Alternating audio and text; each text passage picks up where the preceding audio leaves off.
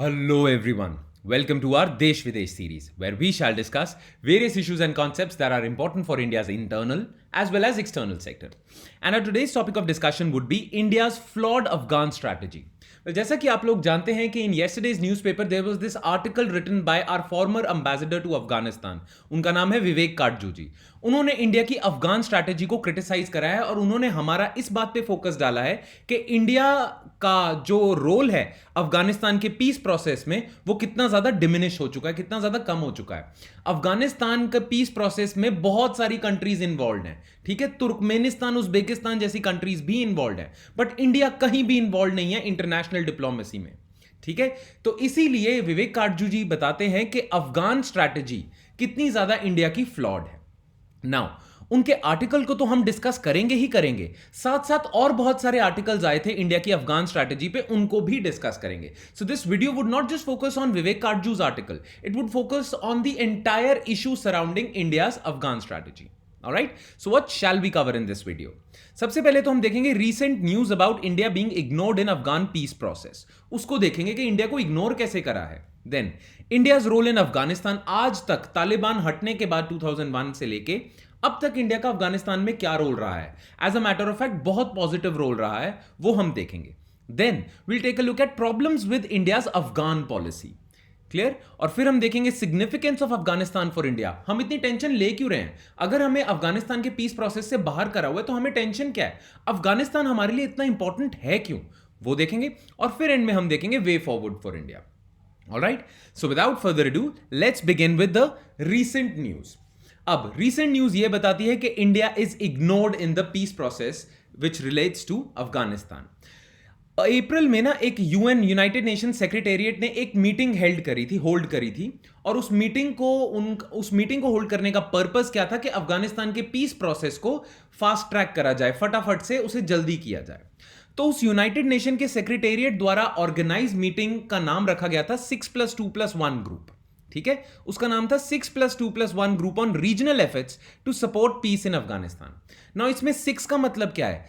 6 represents Afghanistan immediate neighbours जो अफगानिस्तान से border share करते हैं, जैसे China, Iran, Pakistan, Turkmenistan, Uzbekistan, Tajikistan.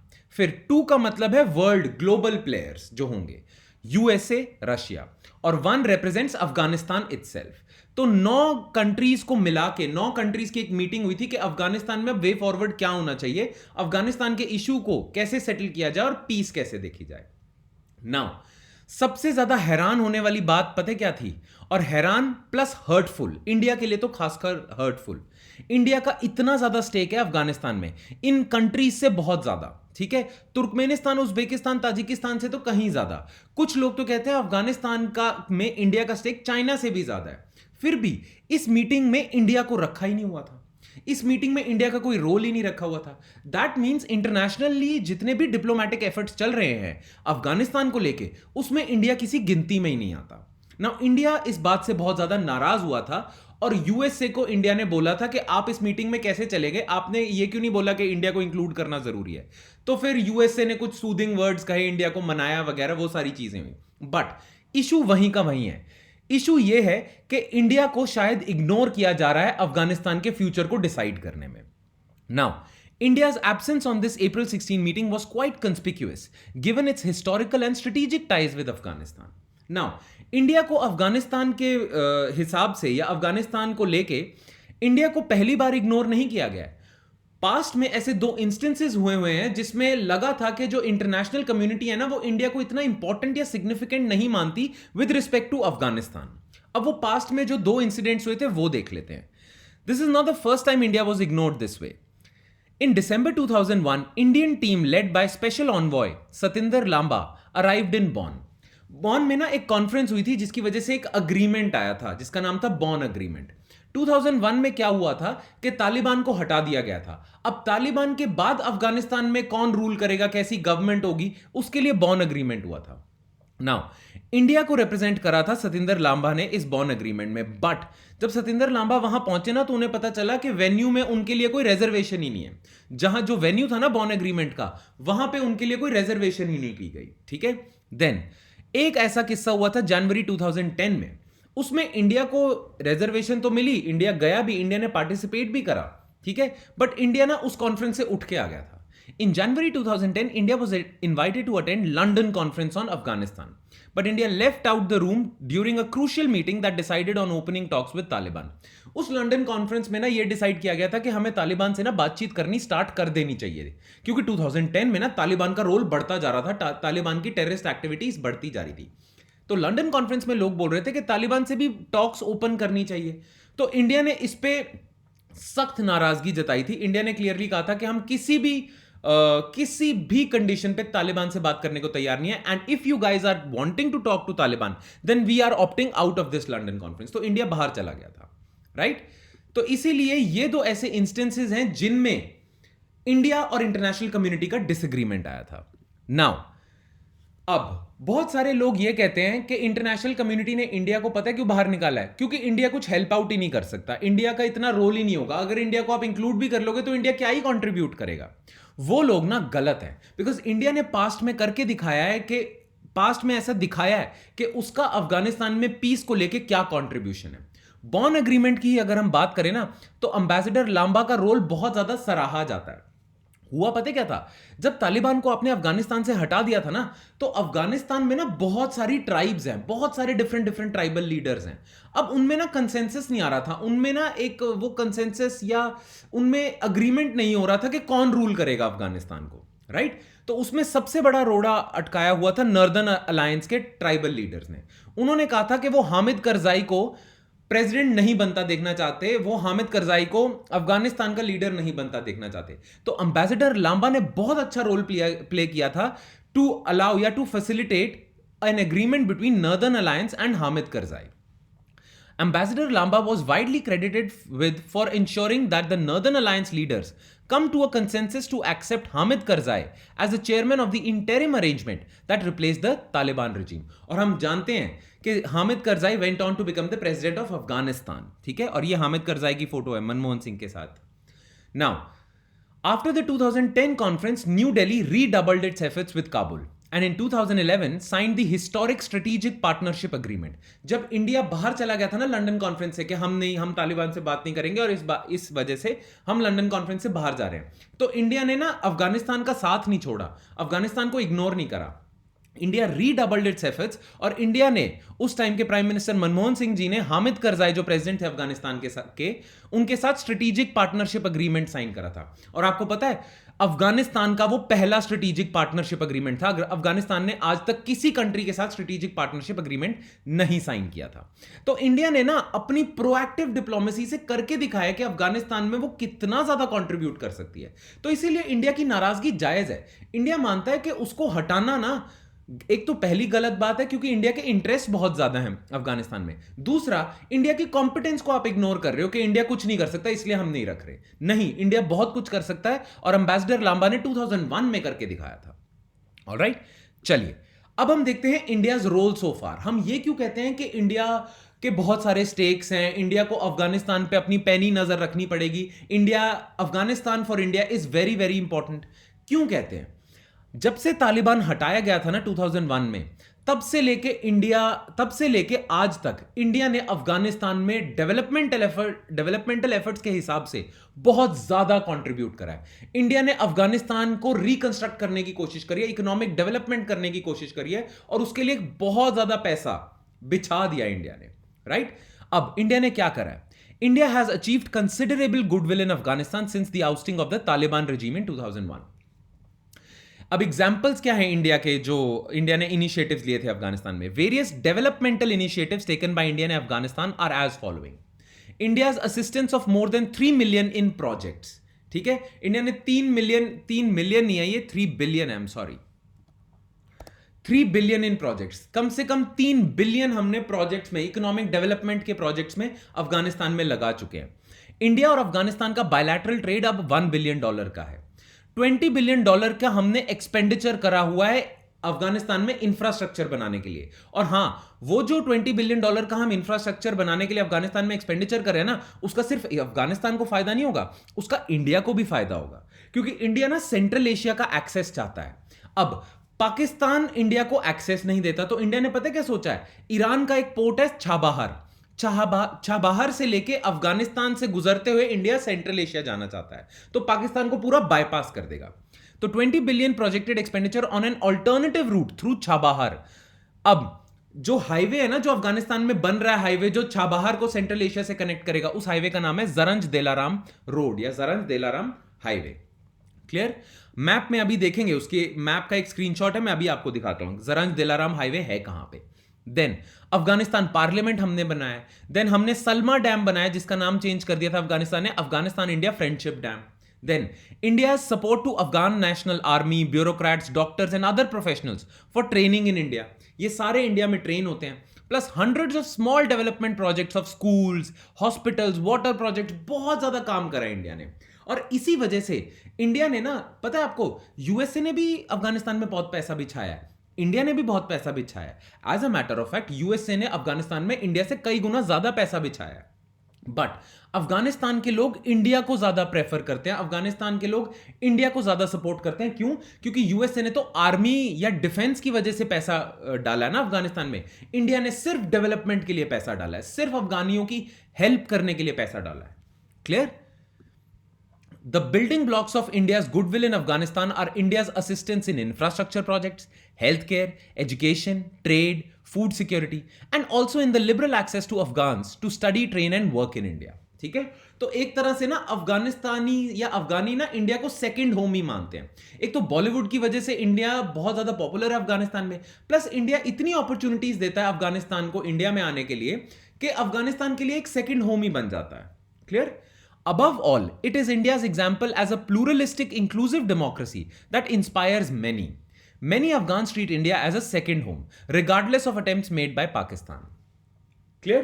But एक ना और चीज हुई है अभी रिसेंटली, इंडिया ने इतनी गुडविल कमाई है अफगानिस्तान में, बट अभी रिसेंटली इंडिया में कुछ ऐसे इवेंट्स हुए थे जिसकी वजह से वो गुडविल में थोड़े डेंट्स आने लगे हैं, थोड़ी प्रॉब्लम होने लगी है। Recent dent to India's goodwill in Afghanistan. Recent events in our country, especially with respect to the controversy related to Citizenship Amendment Act, है ना, याद है, has done considerable damage to India's goodwill in Afghanistan. अब अफगानिस्तान में majority जो है वो Muslims हैं, राइट? प्लस जो सिटीजनशिप अमेंडमेंट एक्ट है वो क्या करता है, बांग्लादेश, पाकिस्तान और अफगानिस्तान की माइनॉरिटीज को सिटीजनशिप दे रहा है। तो इससे जो अफगानिस्तान की मेजॉरिटी कम्युनिटी है मुस्लिम्स, वो नाराज हो गए हैं। Afghanistan's majority Muslim citizens, many of whom have treated India as a second home, have felt cut out of the move to offer fast-track citizenship to only Afghan minorities. Plus, जो news है ना, India में जो news आई थी बहुत ज्यादा कि anti Muslim rhetoric चल रहा है, वायलेंस अगेंस्ट मुस्लिम्स हो रही है, ये न्यूज अफगानिस्तान तक भी पहुंची और इस वजह से इंडिया की गुडविल काफी ज्यादा खराब होने लगी। Some damage has also been done by the reports of violence against Muslims and anti-Muslim rhetoric in India. Clear? चलिए, फिर भी अभी भी इंडिया की काफी हद तक अच्छी खासी गुडविल बनी हुई है अफगानिस्तान में।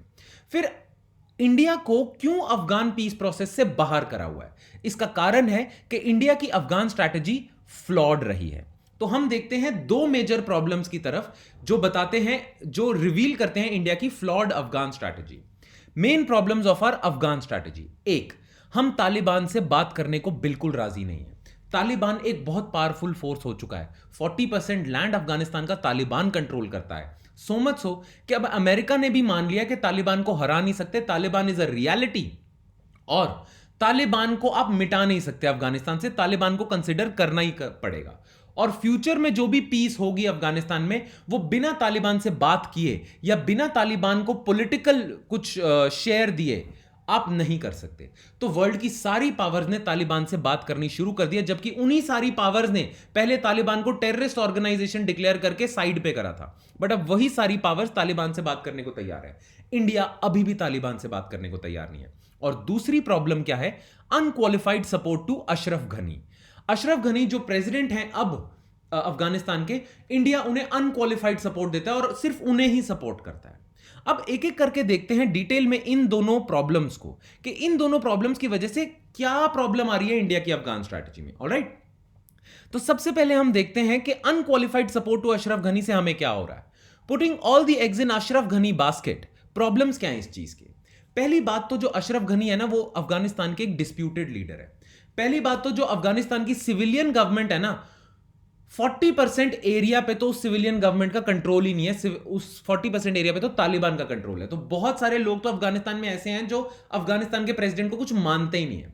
तो जो अफगानिस्तान में इलेक्शंस होते हैं उसको तो मानते ही नहीं है, ठीक है। और दूसरी बात पता है क्या है, जो लोग इलेक्शन में मानते भी हैं, ठीक है, जो इलेक्ट हो भी चुके हैं, जो इलेक्शंस में पार्टिसिपेट भी करते हैं, वो भी अशरफ गनी को लेजिटिमेट लीडर नहीं मानते हैं। जो अफगानिस्तान की इलेक्टेड गवर्नमेंट भी है ना, उसमें भी बहुत ज्यादा फ्रैक्चर्स हैं, उसमें भी बहुत ज्यादा डिस्प्यूट्स हैं। अब अ डिस्प्यूटेड लीडर है अशरफ गनी। जैसे the election commission of Afghanistan was quite late in announcing the results of the presidential election which raise some eyebrows. Recently 2019 में प्रेसिडेंट के इलेक्शन हुए थे। अब उस इलेक्शन के रिजल्ट ना बहुत टाइम लगा दिया था इलेक्शन कमीशन ने अनाउंस करने में। इसी वजह से जो प्रेसिडेंट अशरफ गनी के ओपोनेंट्स थे ना, उनको लगने लग गया कि दाल में कुछ काला है, ठीक है। और फिर 5 महीने बाद अशरफ गनी को प्रेसिडेंट डिक्लेयर कर दिया, विक्टोरियस डिक्लेयर कर दिया। जैसे ही ये न्यूज आई ना, तो अशरफ गनी के जो मेन ओपोनेंट थे अब्दुल्ला, उन्होंने कहा कि मैं इन इलेक्शंस को मानता नहीं, और जो अशरफ गनी की स्वेरिंग इन सेरेमनी होगी ना, उसके साथ साथ मेरी भी एक स्वेरिंग इन सेरेमनी होगी। मैं अपने आप को प्रेसिडेंट डिक्लेयर करता हूं, मैं ये इलेक्शंस में मानता ही नहीं हूं, ये इलेक्शन फ्लॉड थे। क्लियर?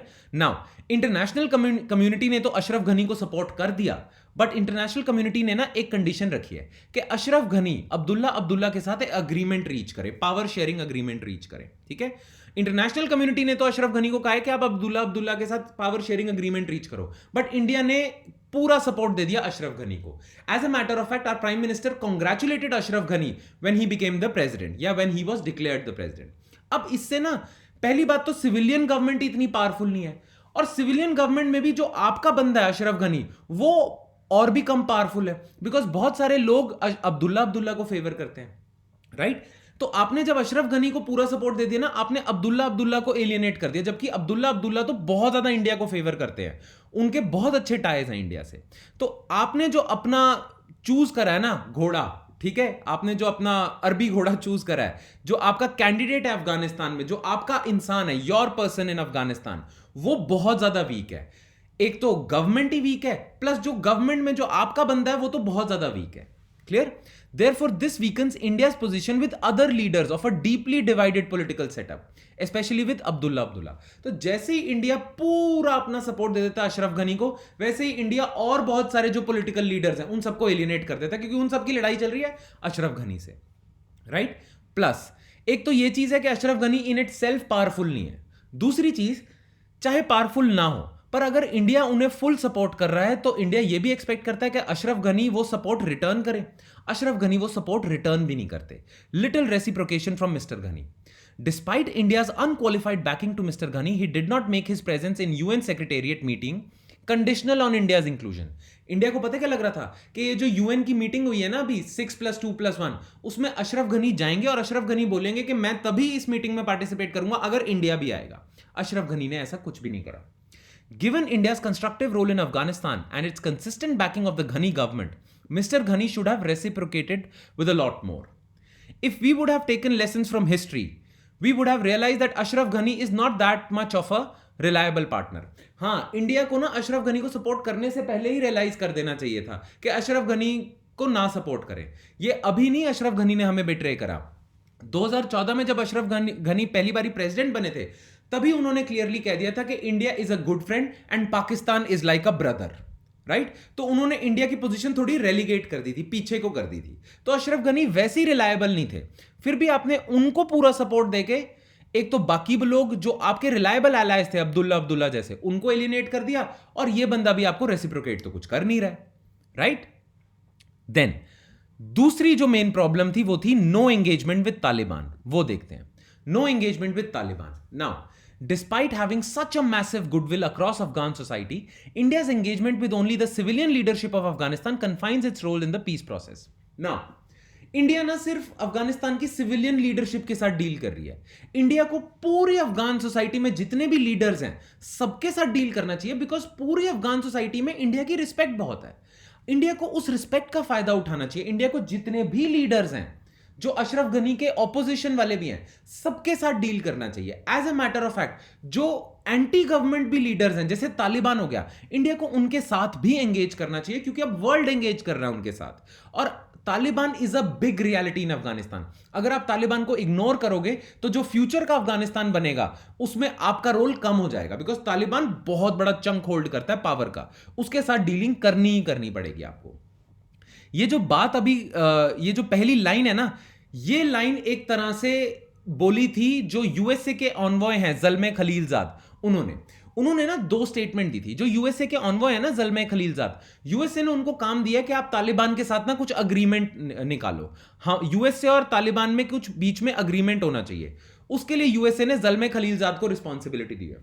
तो ज़ल्मे खलीलजाद ने अपनी दो स्टेटमेंट में यह जाहिर कर दिया कि इंडिया को तालिबान से बात करनी चाहिए, इंडिया को सिर्फ अशरफ घनी गवर्नमेंट से बात नहीं करनी चाहिए, सबसे बात करनी चाहिए। ज़ल्मे खलीलजाद ने एक स्टेटमेंट दी थी, statement 1, I do think engagement between India and all the key players in Afghanistan, ये important है, all the key players in Afghanistan, not only in terms of the government, but also in terms of political forces, society and the Afghan body politic is appropriate। कि India को सिर्फ government के leaders के साथ deal नहीं करना चाहिए, society के लीडर्स के साथ डील करना चाहिए, और जो एंटी गवर्नमेंट पॉलिटिकल फोर्सेज है उनके साथ भी डील करना चाहिए, सारों के साथ, सारे की प्लेयर्स के साथ डील करना चाहिए। स्टेटमेंट 2 क्या उन्होंने कही है? I believe that dialogue between India and the Taliban is important, and it would be important that issues of concerns like this, terrorism, are raised directly. Now, अभी रिसेंटली क्या हुआ था, इंडिया में Taliban was responsible for a attack on gurdwara. Afghanistan में गुरुद्वारा था, उस पर attack हुआ था, और इंटेलिजेंस रिपोर्ट आई थी कि वो अटैक एक्चुअली इंडिया के कॉन्सुलेट पे होने वाला था, राइट? तो इंडिया ना तालिबान से इसलिए बात नहीं करता क्योंकि इंडिया उसे टेररिज्म के लिए ब्लेम करता है और एंटी इंडिया टेररिज्म के लिए ब्लेम करता है।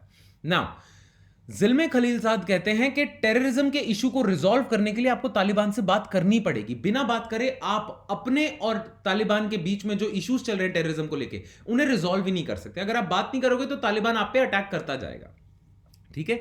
So taking mister Khalilzad's views in their entirety, it is clear that he feels that by avoiding open contacts with Taliban, India has reduced its role in international diplomatic efforts. So the main reason why India is being ignored in international diplomatic efforts is because India is not engaging with all the key players in Afghan society. और India Taliban के साथ engage नहीं कर रहा ना, इसलिए India को importance ही नहीं दी जा रही कि इंडिया कुछ कर ही नहीं सकता तो इसे इंक्लूड ही क्यों करे, right? Engagement with Taliban is crucial for India to protect its interests in Afghanistan, because the whole world now realizes that Taliban is going to play a significant role in Afghan polity post American या NATO withdrawal। जब American forces चली जाएंगी ना, अभी तालिबानी बाज नहीं आ रहे, अभी जब अमेरिकन फोर्सेस हैं अफगानिस्तान में तब तालिबान के अटैक्स बढ़ते जा रहे हैं। तो सोचो जब अमेरिकन फोर्सेस चली जाएंगी तो तालिबान कितना ज्यादा मिलिटरीली पावरफुल होएगा। तो तालिबान का ठीक ठाक कंट्रोल होगा अफगानिस्तान पे। तो इंडिया अगर अफगानिस्तान से अपने हाथ धोना चाहता है तो तालिबान से बात ना करे फिर, ठीक है? Even the Taliban has informally conveyed its desire to communicate with India. Even Taliban ने भी informally कहा है कि हम इंडिया से बात करना चाहते हैं। उन्होंने क्लियर कर दिया कि इंडिया हमसे ना बात इसलिए नहीं कर रहा क्योंकि इंडिया को लगता है हम पाकिस्तान के पपेट्स हैं। तो तालिबान की लीडरशिप कहती है कि हम इंडिया को क्लियर करना चाहते हैं कि हम पाकिस्तान के पपेट्स नहीं हैं, हमारी एक इंडिविजुअल शख्सियत है, वी आर इंडिविजुअल्स, हमारे एक इंडिपेंडेंट वो है। और अब तो इंटरनेशनल कम्युनिटी रिकॉग्नाइज करती है कि we are individually, we are not someone else's puppets या सम अदर कंट्रीज पपेट्स, ठीक है? तो आप हमसे बात करें, ये इनफॉर्मली बोला उन्होंने। क्लियर? चलिए, अब ज़ल्मे खलीलजाद ने कुछ और बातें बोली थी, एक न्यूज़पेपर को इंटरव्यू दिया था। ये ज़ल्मे खलीलजाद की फोटो है और ये उनका जब एग्रीमेंट हुआ था तालिबान के साथ, फेब में हुआ था, राइट? तो ज़ल्मे खलीलजाद ने न्यूज़पेपर में क्या कहा था? Zalmay Khalilzad noted that despite India's contribution to Afghanistan economic development, and these developments are undeniably significant, covering large parts of the country and are popular, ठीक है? So despite these contribution as well as its long history of contacts with that country, it does not have a place in international diplomacy on Afghanistan. ज़ल्मे Khalilzad कहते हैं कि India ने इतना development को लेके contribute करा अफगानिस्तान में, प्लस इंडिया के बहुत ज्यादा हिस्टोरिकल कॉन्टैक्ट्स हैं, फिर भी इंडिया जैसी कंट्री के लिए कोई स्पेस ही नहीं है अफगान डिप्लोमेसी में। कोट अनकोट उन्होंने दो और स्टेटमेंट्स दी थी। But when it comes to international efforts, India yet does not have a role that it could, जो होना चाहिए। India should talk directly to Taliban, discuss terror concerns directly. जो अब यूएस कर सकता है तो इंडिया क्यों नहीं? ऑलराइट, नाउ इतना ज्यादा क्रिटिसिज्म हो रहा है इंडिया की अफगान पॉलिसी को लेके। वेल, दिमाग में ये क्वेश्चन आता है कि इतना क्रिटिसिज्म जायज है भी या नहीं, क्योंकि अफगानिस्तान हमारे लिए अगर इतना इंपॉर्टेंट नहीं है तो हम इतना क्रिटिसाइज क्यों कर रहे हैं, है ना? तो कहा यह जाता है कि अफगानिस्तान इंडिया के लिए बहुत ज्यादा इंपॉर्टेंट है, इसीलिए इंडिया की अफगान स्ट्रैटेजी को केयरफुली देखना पड़ेगा। क्रिटिसिज्म इंपॉर्टेंट है ना। Why is Afghanistan important for us? Why should India care about Afghanistan? एक तो इंडिया के स्ट्रेटेजिक एंड जियोपॉलिटिकल इंटरेस्ट है। इंडिया को अगर सेंट्रल एशिया तक जाना है तो इंडिया को पाकिस्तान के से गुजरता जाना होगा, बट पाकिस्तान इंडिया को एक्सेस नहीं देता। तो इंडिया ने एक स्कीम बनाई, कांडला से शिप जाएगी छाबाहर पोर्ट में जो ईरान में है, उस पोर्ट से लेके अफगानिस्तान तक एक हाईवे होगा और उस हाईवे से लेके जरंज और देलाराम रोड बनाई जाएगी और वो आपको एक रिंग रोड से कनेक्ट करेगी जिसका नाम है गारलैंड रोड, और उस गारलैंड रोड से आप सेंट्रल एशिया तक जा सकते हो। तो इंडिया अगर सेंट्रल एशिया जाना चाहता है पाकिस्तान को बाईपास करते हुए, तो अफगानिस्तान बहुत इंपॉर्टेंट है, इसीलिए इंडिया के स्ट्रेटेजिक और जियोपॉलिटिकल इंटरेस्ट है। देन इंडिया के कुछ कमर्शियल इकोनॉमिक इंटरेस्ट है। इंडिया ने बड़ी सारी इन्वेस्टमेंट्स करी हुई है, स्कूल्स, हॉस्पिटल्स, डैम्स, ये सारी इन्वेस्टमेंट्स इंडिया की खतरे में आ जाएगी अगर तालिबान बहुत पावरफुल हो जाता है वहां पे, या इंडिया तालिबान के साथ कोई अग्रीमेंट नहीं रीच करता है। और सिक्योरिटी इंटरेस्ट तो है ही है, अभी रिसेंटली जो गुरुद्वारे में अटैक हुआ था, प्लस आईसिस जो है वो अफगानिस्तान में पावरफुल होता जा रहा है और एंटी इंडिया अटैक्स करते जा रहा है। तो इसलिए अफगानिस्तान में स्टेबिलिटी इंडिया के सिक्योरिटी इंटरेस्ट के लिए भी इंपॉर्टेंट है। That is why Afghanistan is of extreme importance for India, and that is why we are focusing so much on India-Afghan strategy. Alright? Now, अब हमारे दिमाग में आता है what should India do now? सबसे पहले तो अफगानिस्तान की सारे सेक्शंस के साथ आप बातचीत करना शुरू करें। अब्दुल्ला से भी बात करें, अशरफ घनी से भी बात करें। और इंडिया को एक और काम करना चाहिए, बिकॉज इंडिया के टाइज हैं अब्दुल्ला से भी और अशरफ घनी से भी। इंडिया को इन दोनों के बीच में एक अग्रीमेंट भी फैसिलिटेट करना चाहिए कि ये दोनों सेम पेज पे आ जाएं, because United they can face Taliban, but अगर यही डिवाइडेड है तो तालिबान तो इन्हें खा जाएगा। Alright? An understanding between Iran and US on Afghanistan is necessary for lasting peace as well. Iran और यूएसए की लड़ाई चल रही है, इन दोनों के बीच में अग्रीमेंट जरूरी है अफगानिस्तान के लिए, इसलिए India can play a role of mediatory. ठीक है? New Delhi should use the UN's call for pause in conflicts during the coronavirus pandemic to ensure a hold on hostilities with Pakistan. और एक और चीज हम कर सकते हैं कि जैसे यूएसए ने ज़ल्मे खलीलजाद को एक स्पेशल ऑनवॉय बनाया अफगानिस्तान के लिए, इंडिया को भी एक स्पेशल ऑनवॉय बनाना चाहिए, एक स्पेशल इंसान को डेजिग्नेट करनी चाहिए रिस्पॉन्सिबिलिटी टू हैंडल अफगानिस्तान। अब वो जो आर्टिकल आया था ना कल न्यूज़पेपर में, विवेक काटजू जी ने लिखा था। विवेक काटजू जी ने उस आर्टिकल को कंक्लूड करते हुए ये लाइंस बोली हैं, एक बार ही देख लेते हैं। India needs to take corrective diplomatic action even at this late stage and even in the time of COVID-19. It must begin openly talking to the Taliban and with all political groups in the country. It must realize that its Afghan policy needs changes. Alright? So इसी के साथ हमारा खत्म होता है ये topic, India's flawed Afghan strategy. I hope you got everything related to this. अगर आपके फिर भी कोई doubts हैं, then please write about those doubts in the comment section below. I'll see you next time with more videos. Thank you.